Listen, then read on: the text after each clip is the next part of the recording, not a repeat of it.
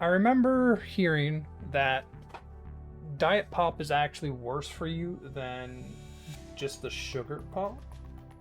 And I was like, there's no way. And then I watched like a video on it. And from my understanding, what happens is um, when you drink normal pop, there's sugar in it, obviously. Sugar enters your body has an insulin response. Um, Insulin is what largely takes the sugar and turns it into like storage or fat or processes it. Not really sure. Hopefully it'll come up. And so what diet pop does is it's an artificial sweetener. Now, from my understanding, when you drink an artificial sweetener, it's actually the sweetness on your tongue that triggers the insulin response in your blood. Taste receptors are the primary thing that does it. And so what happens is that even though you're drinking a diet pop that doesn't have sugar, your body still has an insulin response to the artificial sweetener. And so you get insulin in your bloodstream. And then what happens is there's no, obviously there's no sugar there for it to interact with. And so it kind of just free floats for a while. And free floating insulin actually triggers a hunger response. And it's that hunger response then causes you to consume more food. And generally, from my understanding, a diet pop will have you consume more food, more calories than just having sugar in your normal drink through this insulin hunger response. And so that's my current understanding of it, but we are going to look in to see if that's right.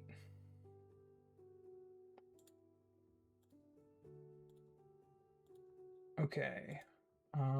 Let me just make sure everything's up with the stream and functioning. Yes, yes, yes. All right, here we go. Okay. Quick check. I'm assuming you mean diet pop. What did I diet pop? Yeah, that happens when you're using the voice to text. With artificial sweeteners. Let me grab this research since it's an area where the evidence has been evolving. Ooh, so my information might be old even. Let's have a look. Good question, and it's one where the science is genuinely messier than either side makes it sound. Here's what's actually going on. The core claim you've heard comes from a real pattern in the research. Large epidemiological studies consistently find that people who drink diet soda tend to gain more weight over time, not less. One often cited example is a 9-year-old study of older adults where diet soda drinkers gained almost triple the abdominal fat compared to those who didn't drink it. Oh my goodness, I didn't know it was that bad. That's a striking sounding result, and it's the kind of thing that gets turned into diet pop makes you fat. Well, I mean, we're gonna find out.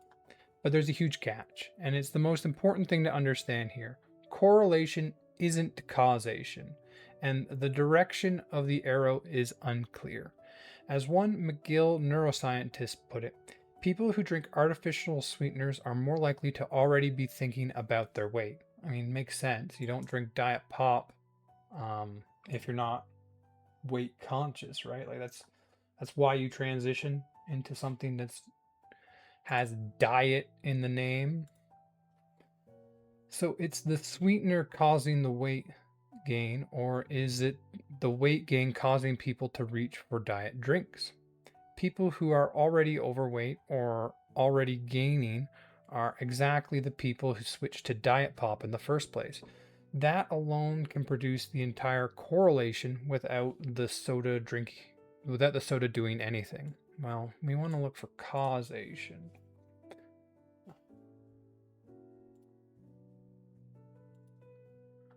That said, there are some real proposed mechanisms for how artificial sweeteners could actively contribute, which is why researchers haven't dismissed it. appetite and cravings. Sorry, just check my mic volume. We're good. JAMA study found that after consuming sucralose, women and people with obesity showed greater brain reward activity, a drop in the hormone that suppresses appetite. Okay, a drop in the hormone that suppresses appetite. So, when you consume an artificial sweetener, the hormone that suppresses your appetite goes down, which means your appetite or your hunger goes up. And they ate more food afterwards compared to when they drank sugar sweetened drinks. Oh, so this lines up with my understanding of it so far. The idea is that sweet taste without calories may confuse the body's normal sweetness to calorie expectation. Metabolic effects. A 2020 study found that consuming sucralose alongside carbohydrates impaired glucose metabolism by making people less sensitive to insulin.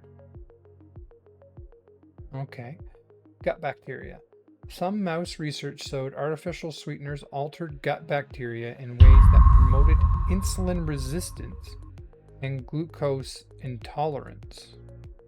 Isn't insulin resistance, isn't that diabetes? Right? Let me diabetes. Insulin resistance is not diabetes, but the primary underlying driver of type 2 diabetes. So it's not considered diabetes, but it is the primary underlying driver of type 2 diabetes. So is it saying that diet pop can actually cause type 2 diabetes? Or like make you more susceptible to it? Maybe I'll ask that next. Now, the important counterweight, because this is where a lot of the alarmist framing overreaches.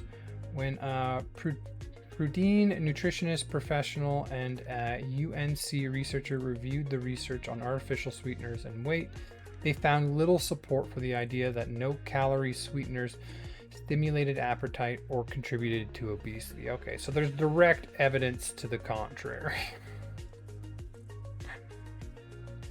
They found little support for the idea that no-calorie sweeteners stimulate appetite or contribute to obesity, though they said more research is needed. Much of the strongest sounding evidence comes from rats and mice, from short-term lab studies. Why have we not studied this in more depth? Like, they put artificial sweeteners into a lot of food. Should this not have been studied?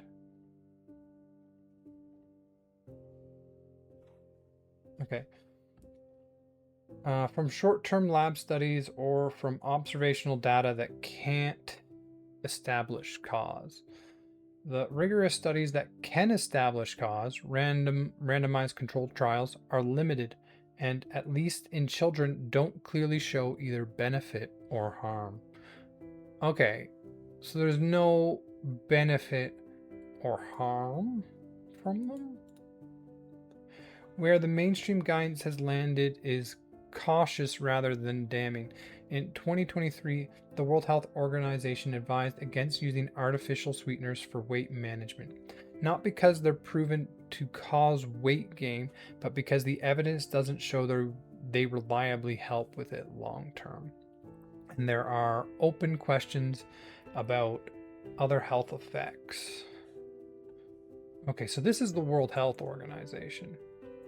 They advised against using artificial sweeteners for weight management. That was their conclusion upon seeing all the data. And this is 2023, so just a couple of years ago.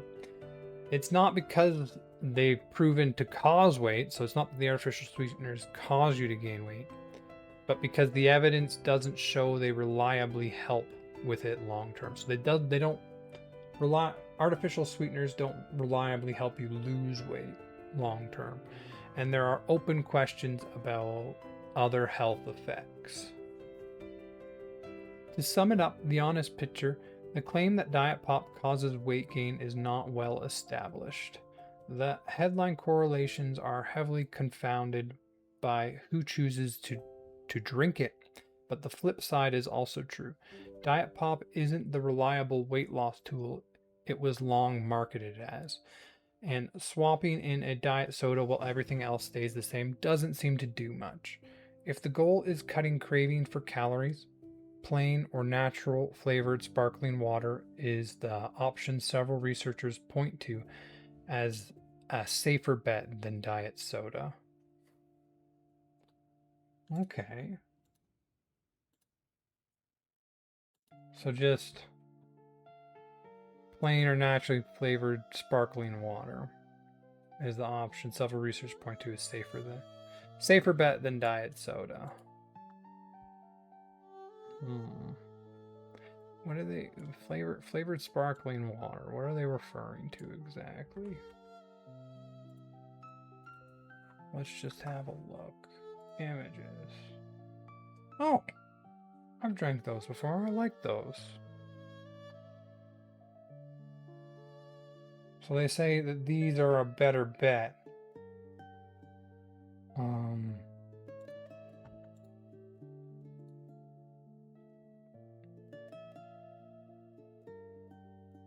Switch to Opus. Why?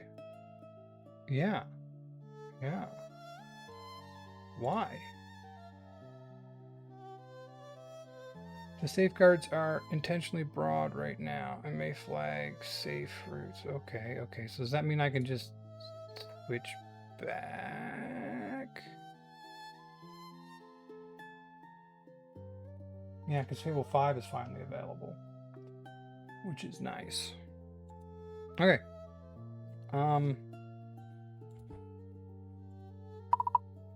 Is there any scientific evidence that flavored water is better than diet soda? I mean, obviously the best thing to drink is just plain water. Like, plain water sucks. Who wants to drink that? Properties. Still messing with stuff over here.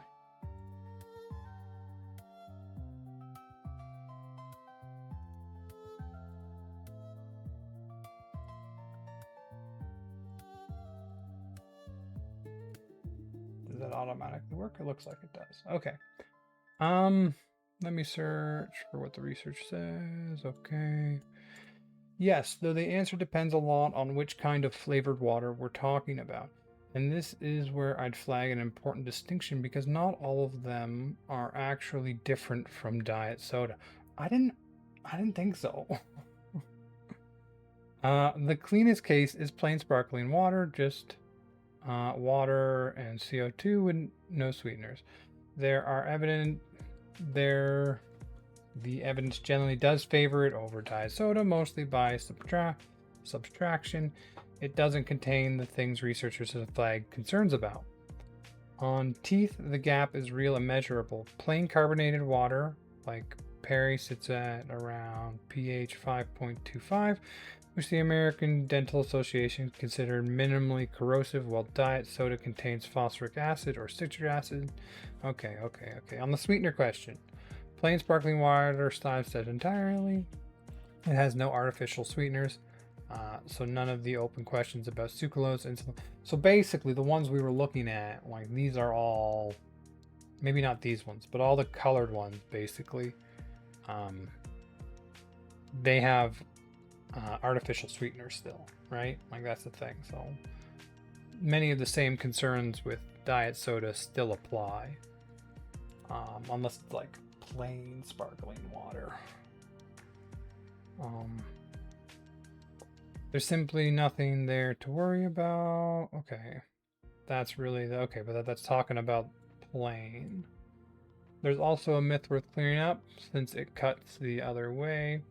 You may have seen headlines that carbonation itself raises the hunger hormone and causes weight gain. That came from a 2017 study done mostly in rats drinking sugary carbonated beverages, not plain sparkling water. And there's no evidence that carbonation alone drives hunger or weight gain in humans. So it doesn't look like there's any indication about carbonation being bad. And that carbonated water can be treated a lot like standard water, but artificial sweeteners and seem to still be a problem, obviously, in sparkling water, the same as Diet Pop. Here's the catch, and it's the reason I asked what kind you mean flavored water. It is a marketing term, not a defined one. A lot of flavored water and seltzers add sugar or artificial sweeteners, which put them right back in the same category as diet soda. The healthiest type is specifically unflavored or unsweetened, or flavored only with things like a squeeze of lemon or mint. If a flavored water has sucralose or aspartame in it, it doesn't really have the advantage over diet soda on the sweetener front. You'd only keep the dental edge if it also skips the phosphoric acid. A couple of honest caveats, so this isn't one-sided. Sparkling water isn't perfectly neutral. The carbonation can cause gas or bloating for some people, and some brands like Lac, Corex, and Topo Chico have tested positive for measures PFAS. PFAS? Really? That's something you want to keep out of what you're drinking. And most of the sparkling water is better case rests on it lacking problem ingredients rather than on studies showing it actually does something good. Plain still water remains the benchmark either way. It's just so plain. So the short version, yes, plain unsweetened sparkling or light flavored water has a real evidence supported edge over diet soda, mainly on dental health and by avoiding artificial sweeteners entirely. But sweetened flavored water largely erases that edge. Check the ingredient label. That's what actually determines which bucket it falls into. What evidence or what scientific studies have been done on artificial sweeteners and the effects they have on the body?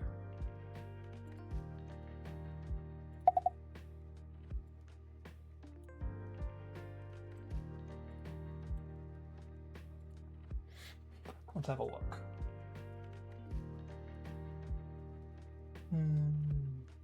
Chat. No, we want properties. Can I? Oh my goodness. Whoa. That was a tiny move. And I just blew out the brightness on it. I like it bright, but not that bright. There. Did I go through all that and then just not change anything? Maybe.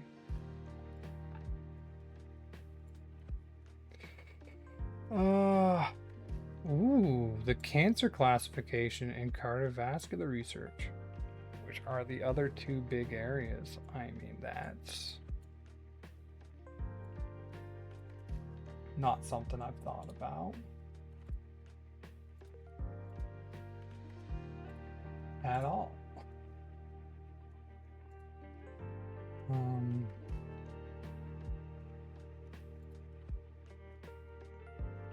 Okay. This is a genuinely active and sometimes contentious research area. So let me walk through it by the major effects that have been studied.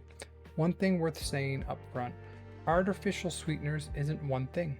Aspartame, sucralose, sarchin, and the sugar alcohols like erythritol and are chemically different and behave differently in the body. So a finding about one often doesn't transfer to the other. Here's where the research stands in each area. I thought a lot of these functioned very similarly in the body. But apparently the chemicals are actually quite different.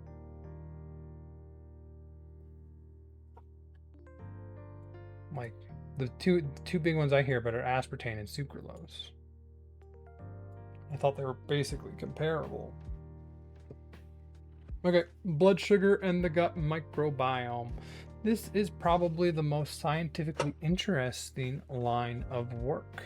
The landmark study came from Jonathan Sues and Aaron Eleven's team at the Weizmann Institute in 2014. Like, why don't we have more studies that are recent on this stuff? Why do we got to go back so far? Like that's what, 12 years ago? Published in Nature. They found the sarchin altered the gut bacteria of mice, and again, like, it's all done in mice. There's enough people drinking this. Can't we, like, it's not like you're testing it on them, you're just allowing them to do what they would do anyway. And then getting the result. Okay. Sartrin. Okay, so this is another one. Let's hear this one, so I don't keep mispronouncing it. Ugh. Saccharin.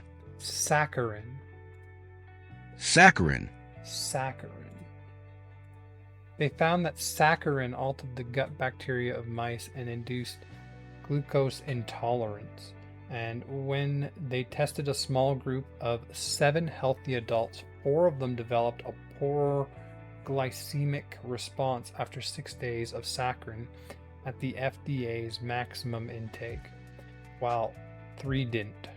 That responders versus non-responders split hinted that effects depend on your individual microbiome. Also, it can affect people differently. The same team followed up with a much stronger study in 2022. Okay, here we go. In Cell, a randomized controlled trial in humans, which is the gold standard. Absolutely. They found saccharin. I got it right. They found saccharin and sucralose each significantly impaired glucose tolerance in healthy adults, while aspartame and sativa, oh, isn't that some kind of weed? Stevia.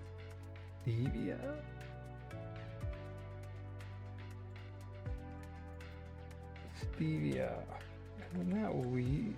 Sativa. Okay, close.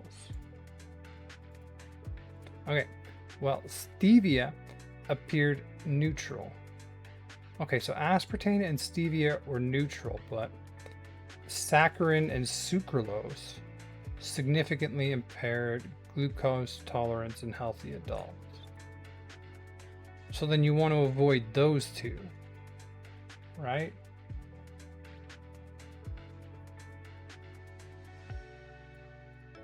They also showed the sweeteners changed the gut and oral microbiome, and by transplanting the human microbes into germ-free mice, demonstrated the microbiome changes were causally driving the altered glucose response, not just correlated.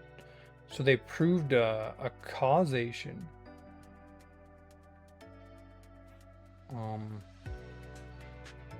Causally driving the altered glucose response. So then saccharin and sucralose are pretty bad for you. And aspartame and stevia appeared neutral. So you really want to avoid sucralose. I mean, I've never heard of this one or this one really in any product. The two big ones I hear about aspartame and sucralose. But sucralose bad, aspartame appears neutral. Okay. Important counterweight. Not every study replicated this. A separate randomized trial of aspartame found no impact on the gut microbiome or glucose tolerance. Well, isn't aspartame the one they said appeared neutral? So that's not really an opposite study. Let's continue. Though the dose was below the accepted daily intake and the duration was short, so the effect seems real for some sweeteners in some people, and it's not universal and depends heavily on dose and individual biology. Okay. So dose and your personal gut microbiome are important. Weight and appetite. I touched on this earlier, but to add the study level picture, the observational data linking diet drinks to weight gain is heavily confounded. People already gaining weight switch to them. On the experimental side, there's a notable recent counterpoint. The SWEET trial, published in Nature Metabolism in 2025, followed 341 adults with overweight or obesity and found that replacing sugar with sweeteners actually supported weight loss maintenance and produced beneficial microbiome shifts. Well, this is what the whole diet thing is supposed to do, right? So the rigorous trial evidence on weight is genuinely mixed and arguably leans mildly positive for weight management, even as the WHO advises against relying on them. Okay. Leans mildly positive. And that's for weight and appetite. But there's also specifically for saccharin and sucralose,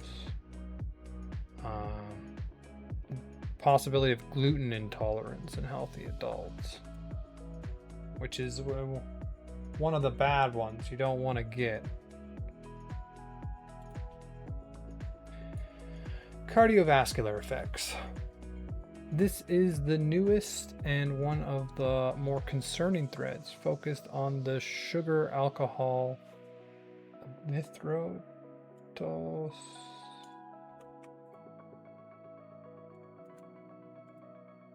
Erythritol. Erythritol. Erythritol. Erythritol. Stanley Hazen's team at the Cleveland Clinic published in Nature Medicine in 2023 across roughly 4,000 people. Those with higher blood erythritol levels were about twice as likely to have a major cardiac event over the next 3 years. They then showed erythritol made pellets more prone to clotting in lab and animal models. What is sugar alcohol erythritol even in?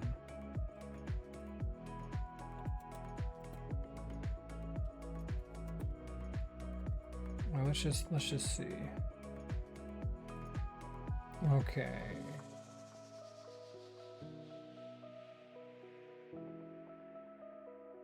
That's the clotting one. They followed up in 2024 with a human intervention study. Healthy volunteers drank a beverage with 30 grams of erythritol, less than in a typical can of some zero sugar sodas, and their blood erythritol shot up over 1,000-fold, with clear increase in platelet clotting activity in every single subject. A comparable glucose drink produces no such effect.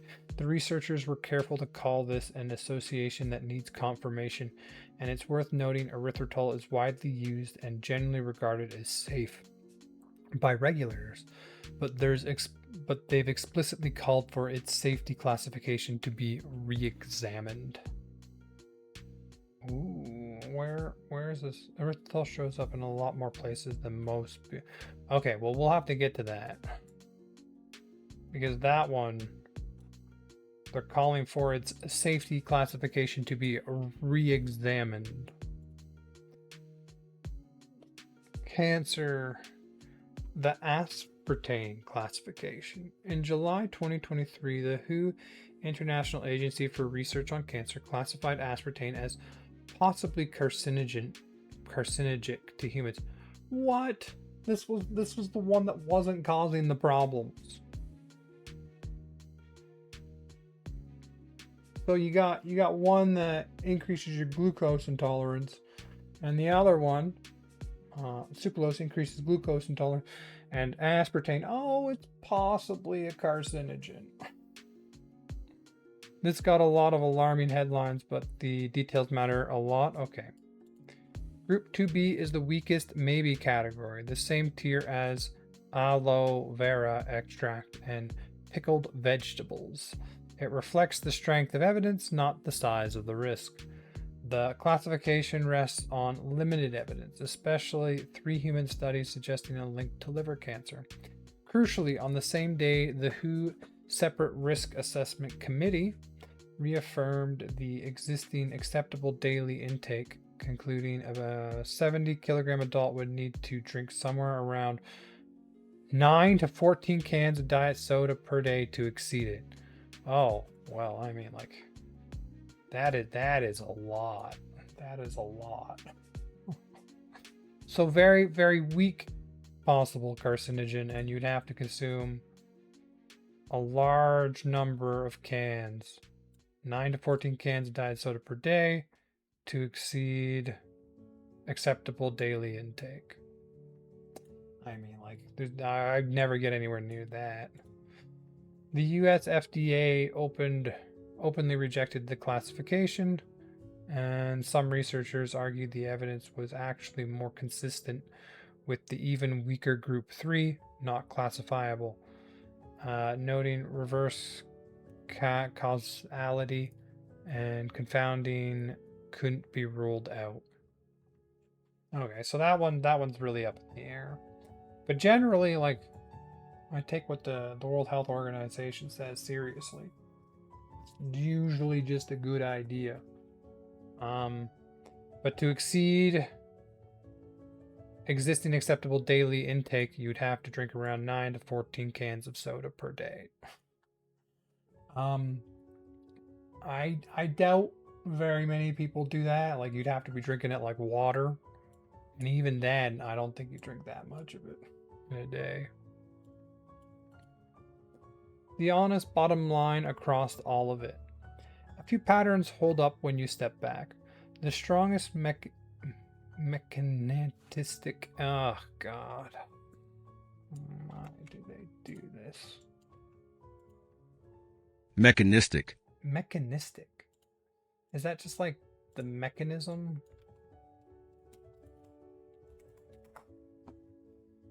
Explaining complex phenomena as step-by-step physical or casual processes, much like the inner workings of a machine. Okay. Let's try that again. The honest bottom line across all of it. A few patterns hold up when you step back. The strongest mechanistic evidence points to saccharin and sucralose affecting glucose regulation via the microbiome. So that is different than what I thought. And to erythritol affecting clotting, but much of the human data is still short-term, small, or observational. Different sweeteners genuinely differ, so blanket statements about artificial sweeteners tend to be wrong. And the regulatory bodies have largely held that normal consumption stays within safe limits, while simultaneously acknowledging, in unusually candid language, that better long-term studies are needed. Why are we not doing those? Like, so many people drink this stuff. You think we'd be on that. The World Health Organization's 2023 guidance advising against using them for weight control captures the overall mood. Not these are dangerous, but the evidence doesn't clearly support them as a health tool. And there are open questions. I think that about sums it up.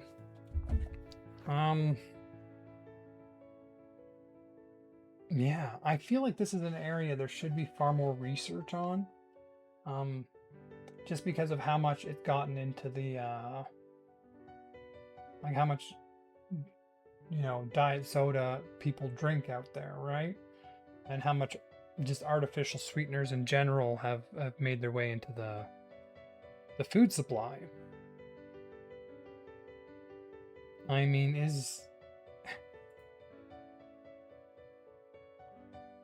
Ooh, I gotta read that too. Why does it keep downgrading me? Is there any indication that like big sweetener companies are suppressing research in this area?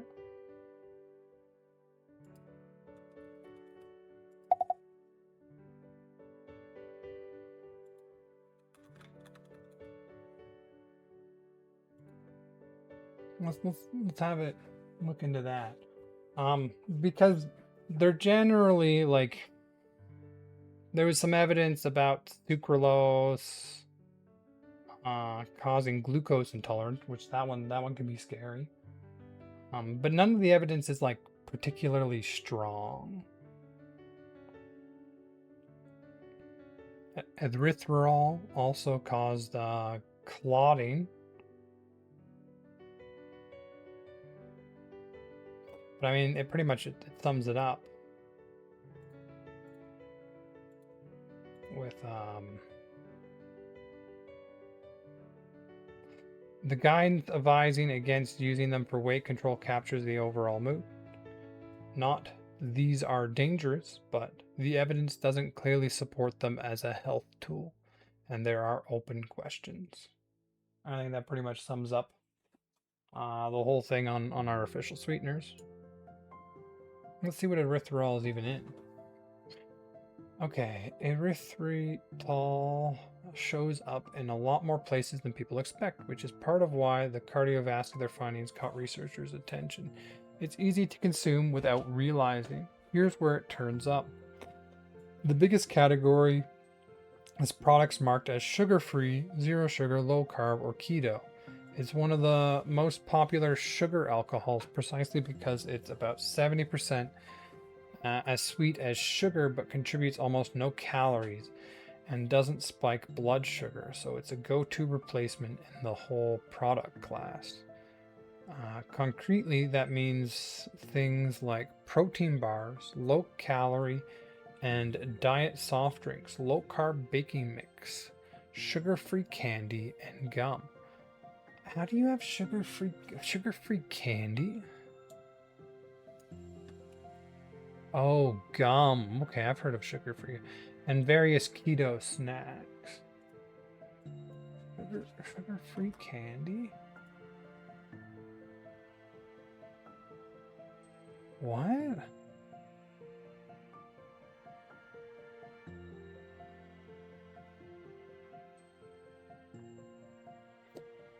You can have sugar-free gummy bears?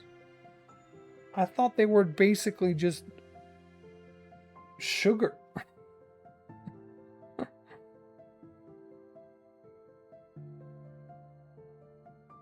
And this is the one that was more contested, the erythritol. It's also the main bulking ingredient in a lot of tabletop sweetener blends you'd buy to put in coffee. Beyond the obvious sweet products, it appears in some condiments and even in oral care products like toothpaste and mouthwash. And it does occur naturally, though in much smaller amounts. It's found in some fruits and vegetables and in fermented foods like cheese and wine. Your own body also makes small quantities of it as a normal part of metabolism. So this is one of those things that, like, pretty much all sweeteners, you don't want to cross a certain limit of it. but like most things are like that.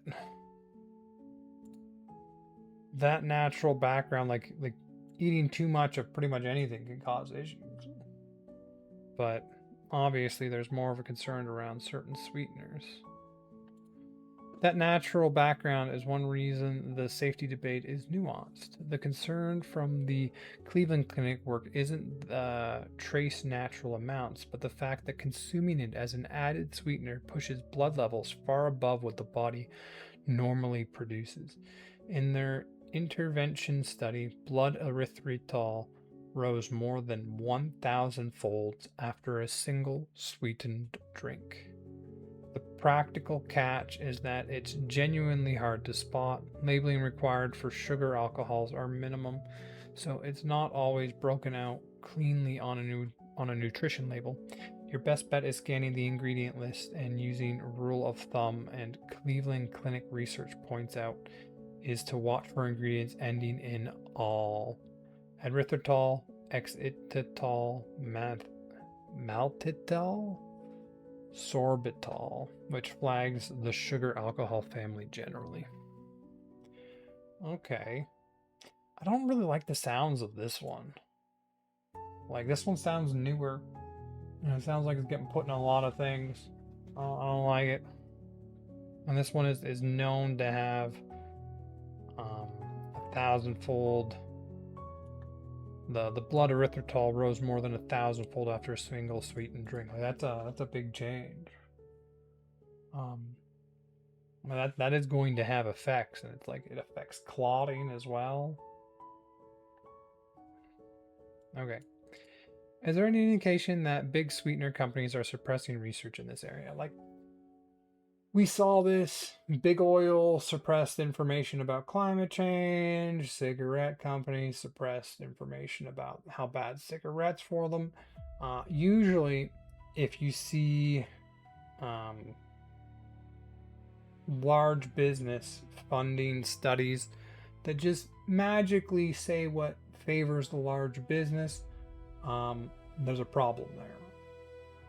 Like, if they're paying people like scientific professionals to lean their way, that's something that you need to take another look at. So let's see. There's strong documented evidence of the industry skewing research in this area. Oh.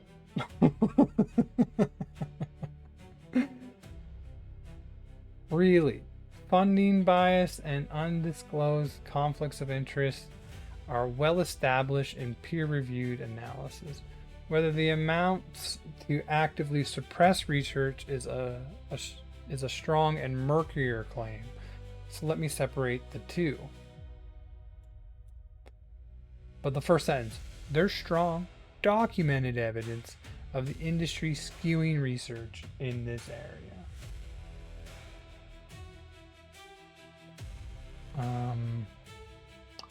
That's not a good sign. What's clearly documented? Funding bias. The most striking piece is a 2016 systemic review in Polis 1 by researchers from Johns Hopkins, UCSF, and the University of Sydney, who claimed 31 reviews of artificial sweeteners' effect on weight. The pattern was stark. Okay, so they examined 31 reviews of artificial effect of sweeteners on weight. The pattern was stark.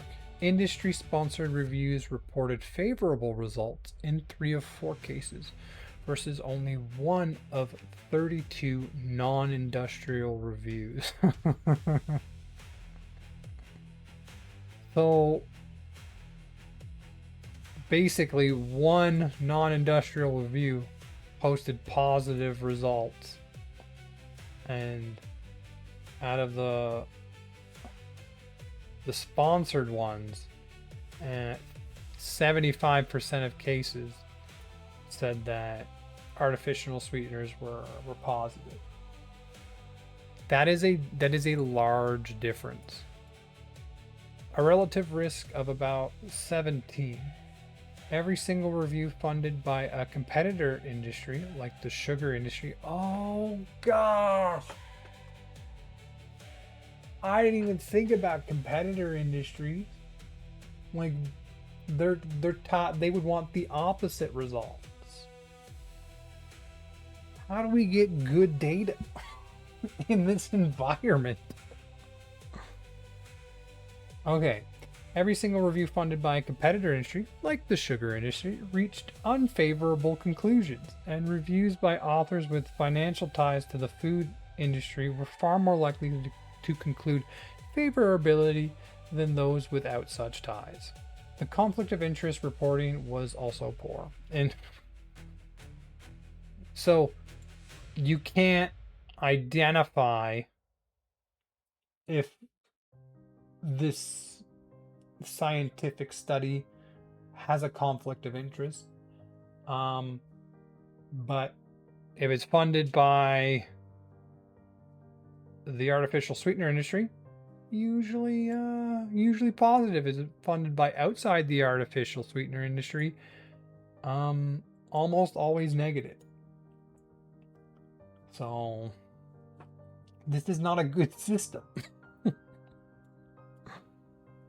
In 42% of reviews, authors' financial conflicts weren't disclosed, and many included no disclosure statements at all. One of the lead researcher, Professor Liza Barrow, had said the transparency in this corner of nutrition science lags behind other fields, and that industry claims should be treated with skepticism because studies seem to respond to sponsors' demand to exaggerate positive results, even when the methods themselves are standard. The aspartame-specific numbers people cite are even more lopsided. One analysis found that 100% of industry-sponsored aspartame studies concluded it was safe, while 92% of independently funded studies identified some adverse effect. A separate observation about a European Flood Safety Authority reevaluation found 97% of the no-harm studies were industry-sponsored. Okay, well, a separate observation about a European Food Safety Authority reevaluation found 97% of the no-harm studies were industry-sponsored. So the ones that say aspartame caused no harm, 97% of them were industry sponsored, while 100% of the studies flagging possible harm were not industry funded. Those figures should be read carefully. They don't prove aspartame is harmful. They show funding source strongly predicts a study's conclusion, which is itself a serious problem. Absolutely. Like, you could basically, does this study say aspartame is good? Okay, it was funded by the artificial sweetener industry. Does it say aspartame is bad? Okay, it was not funded by the artificial sweetener industry. It was funded by the sugar industry. This just makes me not trust any of them. I think that's what they go for, right? They want to create confusion around results. Because this is the exact same thing they did with cigarettes. They didn't need all the studies to go their way. They just needed to create enough confusion. But then how do we find the actual answer? Because it took a while for them to figure to cement the science that cigarettes were really bad for you.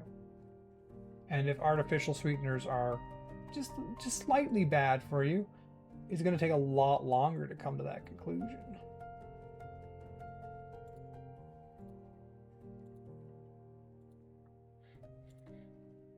Okay, the important distinction. None of that is quite the same as suppression. Hiding, burying, or preventing unfavorable research from being done or published. Yeah, they're just funding positive studies so that there's negative studies and there's positive studies. So They can be like, oh, we don't have results. The question is still up in the air. The documented phenomenon is subtler and, in a way, more effective. Funding shapes which questions get asked, how studies are designed, and how results get framed, and which review flood the literature. You don't need to suppress or inconvenient finding. You don't need to suppress an inconvenient finding if you can fund a larger volume of reassuring studies around it. This is the same playbook well documented in tobacco and sugar research, and the sweetener literature shows the same fingerprints. They learned from the tobacco industry. There's also relevant context in the recent aspartame episode, when the World Health Organization's cancer agency classified aspartame as possibly carcinogenic. In 2023, the industry pushed back hard and the FDA publicly rejected the classification. That's lobbying and public contention, which is out in the open rather than suppression. Reasonable people disagree about where legitimate scientific critique ends and industry pressure begins. So that was probably true then. If there was a massive push by that industry to get them to change it, then I'm probably going to lead on the World Health Organization here that aspartame is possibly carcinogenic. Yeah. How to read this as a consumer. The honest takeaway isn't there's a cover-up. It's that you should weigh the funding source heavily when you read any single sweetener study. Check disclosure statements and lean towards independent research, like the Wiseman microbiome work or the NIH-funded Cleveland Clinic erythro studies I mentioned earlier. Okay, so the ones we read about earlier were independent, but at the same time, it admits there's disclosure problems. So can you trust something independent when there's admittedly issues with disclosure? Okay. Which weren't in, I mean, it says it weren't industry sponsored. The bias runs in both directions too. The studies above found competitor-funded reviews were uniformly unfavorable. No sugar industry money can distort things against sweeteners, just as sweetener money distorts things in favor. So, what we read earlier about the Wiseman and the Cleveland Clinic, as far as we can tell, those are independent. Even if there's disclosure problems, that's our best guess. And they found, how far up do I have to go to get back to this? Shot up over 300%. They found, I'm way off course. That sucralose has what was it? Glucose can cause glucose intolerance in some people, and aspartame. The World Health Organization came out and said possibly carcinogenic. What's that new one they got? Erythritol can cause blood clotting.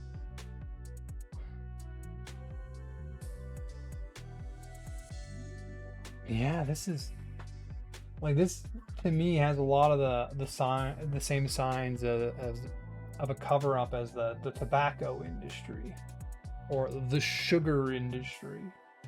They said it. They got the same fingerprints.